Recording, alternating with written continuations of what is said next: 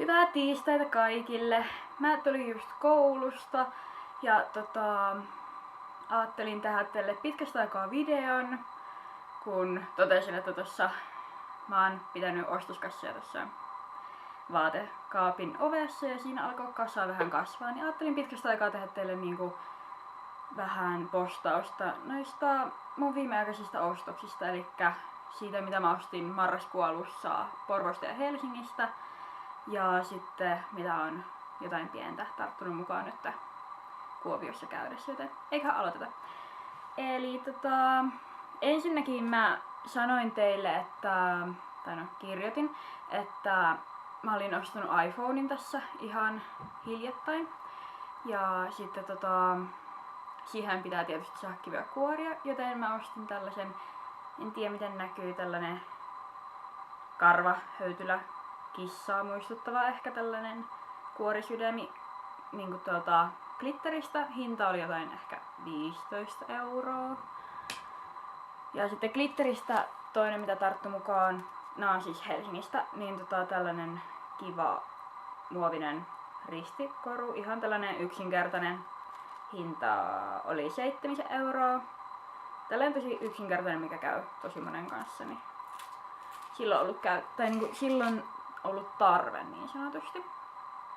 Sitten tällaisia pikkuostoksia jatketaan niillä, eli tällainen ihan perus musta ruskea panta, kun mun äiti meni katkaisemaan mun edellisen pannan, joten oli pakko ostaa uusi. Niin tää on Bijou Brigittestä ja 2,5 €, eli ei todellakaan kustantanut paljon. Ja sitten kun mä oon ihan rakastunut kaikkiin vartalovoihin, niin sit mä ostin tällaisen suklaa-appelsiini. Aivan ihanan tuoksunen tällainen vartalovoi. Aivan ihana.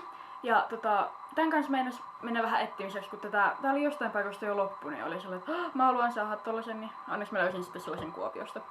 Se oli Sokokselta jotain 4 € ehkä.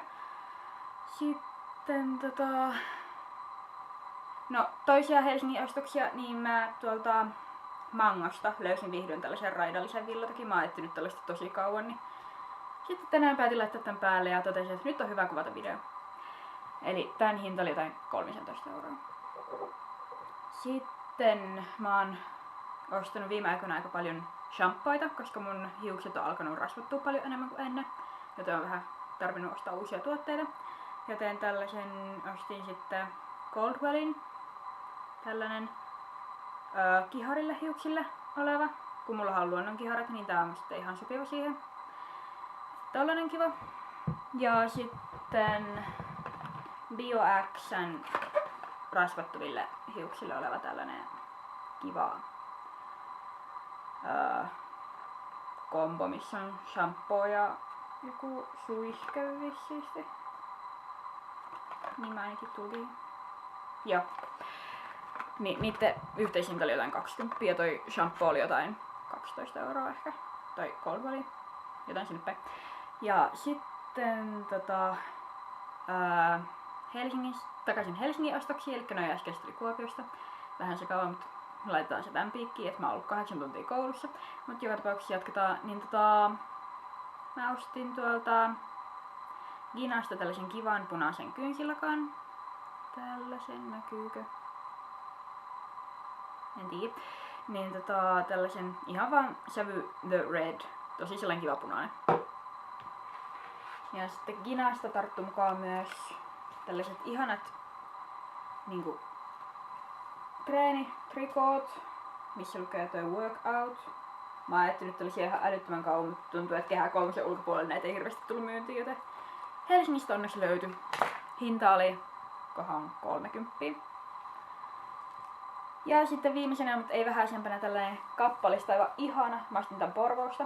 Niin tällainen teepaita, missä on nahkajäljitelmää olevat hihat ja tasku. Niin tää oli sellainen todella kiva päällä. Ja tää oli vielä niinkin kiva juttu, että tää oli alehinnat puoliksi. Eli tälle jäi hintaa sellainen alle 4 €, joten ei todellakaan paha hinta. Niin. Siinäpä mun ostokset lyhykäisyydessään. Mukavaa illan jatkoa kaikille.